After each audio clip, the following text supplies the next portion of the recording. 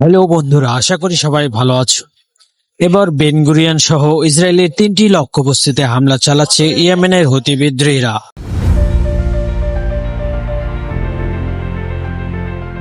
ইয়েমেনের 3টি সংবেদনশীল লক্ষ্যবস্তুতে একটি ব্যালিস্টিক ক্ষেপণাস্ত্র ও 4টি ড্রোন নিক্ষেপ করেছে হুতি নিয়ন্ত্রিত ইয়েমেনের সশস্ত্র বাহিনী। বুধবার 16 জুলাই এক বিবৃতিতে ঘোষণা দিয়েছেন হুতির যোদ্ধারা। খবর সূত্র মেহের নিউজ এজেন্সি। লক্ষ্যবস্তু ছিল ইসরায়েলের সবচেয়ে গুরুত্বপূর্ণ বিমানবন্দর বেন গুরিয়ন ও নেভেন মরুভূমিতে একটি ইসরায়েলি সামরিক স্থাপনা এবং অধিকৃত ইলাতে ইসরায়েলি সরকারের একমাত্র লোহিত সাগর বন্দর। হুতির মুখপাত্র ব্রিগেডিয়ার জেনারেল ইয়াহিয়া সারি বলেন, প্রথম অভিযানে বিমানবন্দরের জুলফিকার ধরনের একটি ব্যালিস্টিক ক্ষেপণাস্ত্র নিক্ষেপ করা হয়। তিনি বলেন, এই হামলার ফলে সুনির্দিষ্টভাবে আঘাত হানা হয়, যার ফলে ইসরায়েল সরকারের লাখ লাখ অবৈধ বসতি স্থাপনকারী আশ্রয় নিতে বাধ্য হয়।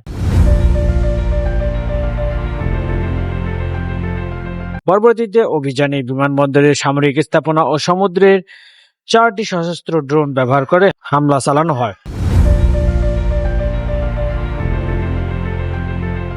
তিনি আরো বলেন, গাজায় আমাদের ভাইদের বিরুদ্ধে সংগঠিত গণহত্যার প্রতিবাদে ইয়েমেন তার সামরিক অভিযান সম্প্রসারণ করতে দ্বিধা করবে না।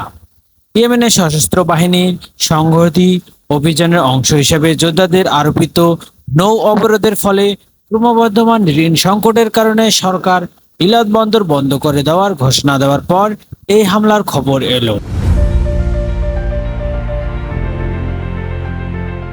কর্মকর্তারা স্বীকার করছে, দীর্ঘস্থায়ী অবরোধ ও বন্দরের কার্যকলাপকে কার্যকরভাবে বিকল করে দিয়েছে, যা একসময়ে শাসনের সমুদ্র বাণিজ্যের জন্য গুরুত্বপূর্ণ ছিল এই ইলাদ বন্দর। তো বন্ধুরা, আপনারা বুঝতে পেলেন হুতি বিদ্রোহীরা কতটা শক্তিশালী এবং নিখুঁত এই হামলা করেছে ইসরায়েলের সামরিক স্থাপনায় অর্থাৎ নৌ বন্দরে।